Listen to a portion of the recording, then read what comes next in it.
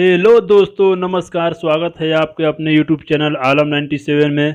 दोस्तों, आज के इस टॉपिक पर हम लोग जीके से रिलेटेड मोस्ट इम्पोर्टेंट क्वेश्चन देखेंगे जो किसी भी कॉम्पिटिटिव एग्जाम जैसे एसएससी, रेलवे, बीपीएससी, दरोगा, ग्रुप डी, एनटीपीसी जैसे एग्जामों में देखने को मिलता है। ठीक है दोस्तों, चलते हैं नेक्स्ट क्वेश्चन पे सीधा हम लोग। क्वेश्चन नंबर 1 दिया है, तुगलकनामा की रचना किसने की थी? ऑप्शन है अबुल फजल, जियाउद्दीन बर्नी, अब्बास खान शेरवानी, अमीर खुसरो। तो इसका राइट आंसर होगा अमीर खुसरो। ठीक है, क्योंकि तुगलकनामा में तुगलक वंश से संबंधित घटनाओं का वर्णन हुआ है। ठीक है, चलते हैं नेक्स्ट क्वेश्चन पे। दिल्ली सल्तनत के किस शासक को गुलाम का गुलाम कहा जाता है? ठीक है, ऑप्शन कुतुबुद्दीन ऐबक, इल्तुतमिश, बलबन, इनमें से कोई नहीं। तो इसका राइट आंसर होगा इल्तुतमिश। ठीक है, इल्तुतमिश को गुलामों का गुलाम कहा जाता है। ठीक है, इसे दिल्ली सल्तनत का वास्तविक संस्थापक भी माना जाता है। चलते हैं नेक्स्ट क्वेश्चन पे। दारुल सफा की स्थापना किसने की थी? ऑप्शन ए फिरोज शाह तुगलक, गयासुद्दीन तुगलक, मोहम्मद बिन तुगलक, अलाउद्दीन खिलजी। तो इसका राइट आंसर होगा फिरोज शाह तुगलक। ठीक है, यह जो दारुल सफा है इसकी स्थापना फिरोज शाह तुगलक ने किया था। ठीक है, यह एक राजकीय अस्पताल था। चलते हैं नेक्स्ट क्वेश्चन पे। फारसी यात्री अब्दुल रजाक ने किसके शासनकाल में विजयनगर की यात्रा की थी? ऑप्शन है देवराय प्रथम, देवराय द्वितीय, कृष्णदेवराय, वेंकट द्वितीय। तो इसका राइट आंसर होगा देवराय द्वितीय। ठीक है, चलते हैं नेक्स्ट क्वेश्चन पे। शिवाजी ने किस वर्ष छत्रपति की उपाधि धारण की थी? Option A 1665, B 1666, 1674, 1675। तो इसका right answer option number C होगा 1674। ठीक है, शिवाजी का राज्याभिषेक 1674 को रायगढ़ के किला में हुआ था, क्योंकि काशी के पंडित श्री गंगाधर ने इनका राज्याभिषेक किया था। ठीक है, इसी समय से इनको छत्रपति की उपाधि मिला था। नेक्स्ट क्वेश्चन पे आते हैं। किस पुर्तगाली गवर्नर ने कोचीन की जगह गोवा को पुर्तगालियों की राजधानी बनाया? ऑप्शन फ्रांसिस्को डी अल्मोड़ा, अल्फांसो डी अल्बुकर्क, नीना डी कुन्हा, इनमें से कोई नहीं। तो इसका राइट आंसर होगा नीना डी कुन्हा। ठीक है, पुर्तगाली गवर्नर नीना डी कुन्हा ने 1530 ईस्वी में पुर्तगालियों की राजधानी कोचीन की जगह गोवा स्थानांतरित किया। ठीक है, नेक्स्ट क्वेश्चन पे आते हैं। अंग्रेजों एवं फ्रांसीसियों के बीच पेरिस की संधि कब हुई थी? ऑप्शन 1756, 1760, 1761, 1763। तो इसका राइट आंसर होगा 1763। ठीक है, चलते हैं नेक्स्ट क्वेश्चन पे। तत्वबोधनी सभा की स्थापना किसके द्वारा किया गया था? ऑप्शन राजा राम मोहन राय, केशव चंद्र सेन, देवेंद्रनाथ टैगोर, द्वारकानाथ टैगोर।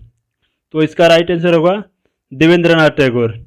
ठीक है, तत्वबोधनी सभा की स्थापना देवेंद्रनाथ टैगोर ने कब किया था? तो 1839 ईस्वी में। चलते हैं नेक्स्ट क्वेश्चन पे।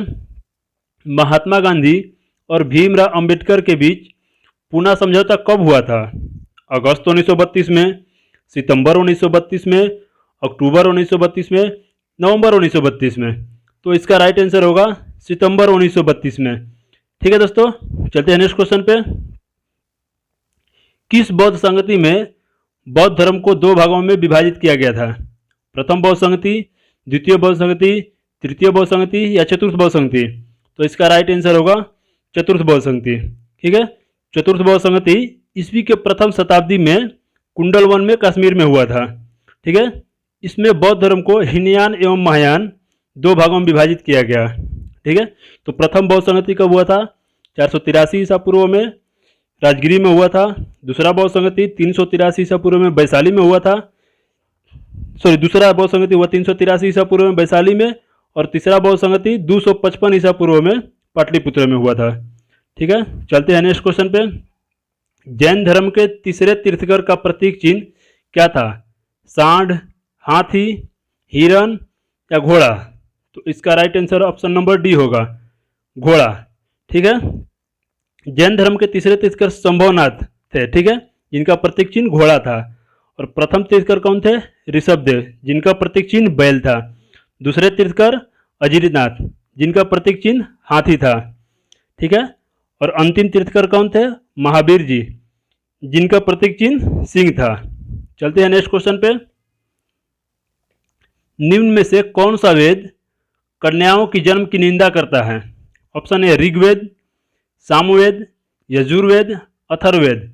तो इसका राइट आंसर होगा अथर्ववेद। ठीक है, इसमें रोग निवारण, जादू टोना, तंत्र मंत्र आदि का भी उल्लेख मिलता है। ठीक है, अथर्ववेद में ही सभा एवं समिति को प्रजापति की दो पुत्रियां कहा जाता है।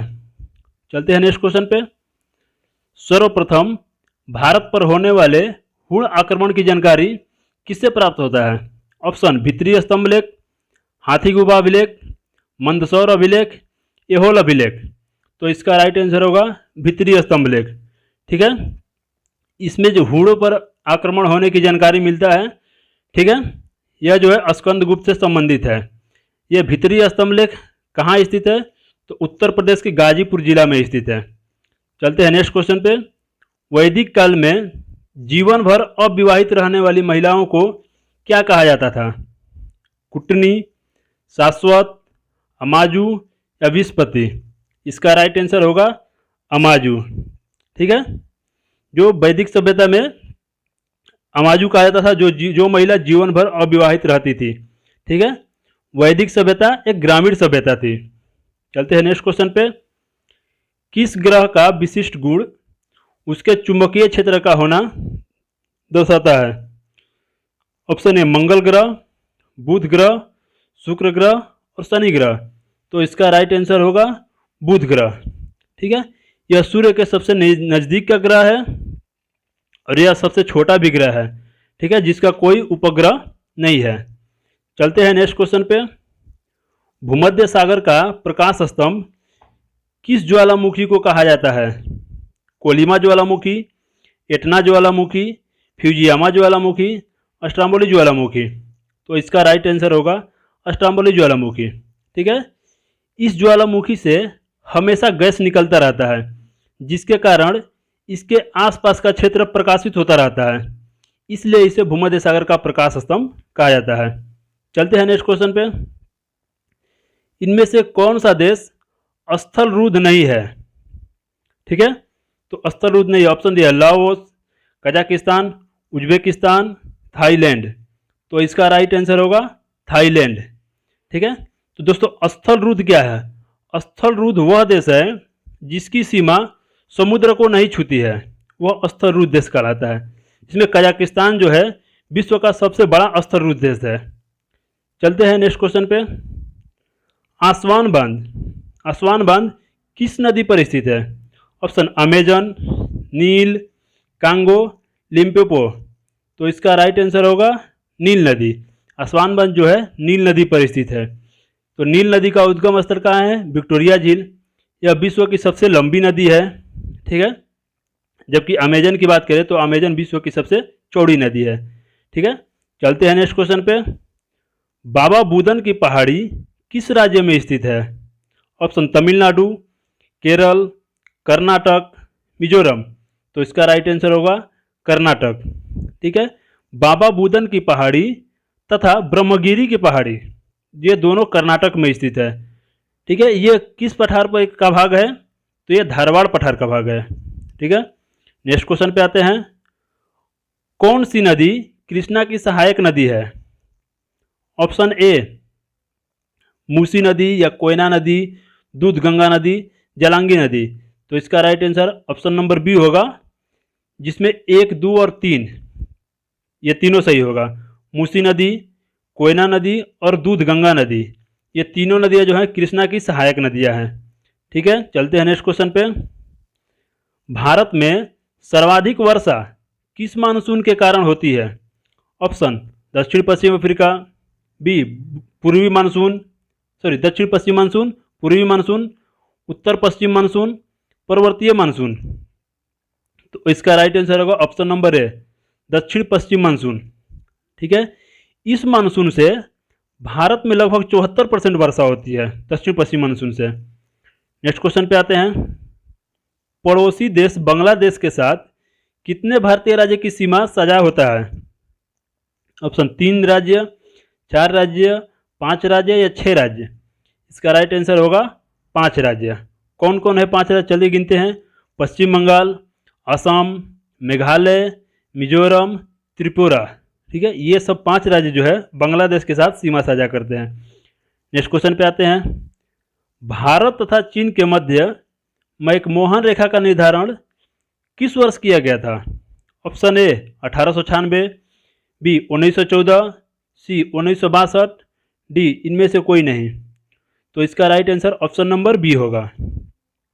ठीक है, मैकमोहन रेखा का निर्धारण 1914 में शिमला में हुआ था। चलते हैं नेक्स्ट क्वेश्चन। राष्ट्रीय आय समिति का गठन किसकी अध्यक्षता में किया गया था? ऑप्शन विश्वेश्वरैया, पीसी महालनोबिस, दादा भाई नौरोजी, विकास शेखावत। तो इसका राइट आंसर होगा पीसी महालनोबिस। ठीक है, राष्ट्रीय आय समिति का गठन 1949 में किया गया था, जिसके अध्यक्ष कौन बने थे? पीसी महालनोबिस। नेक्स्ट क्वेश्चन पे आते हैं।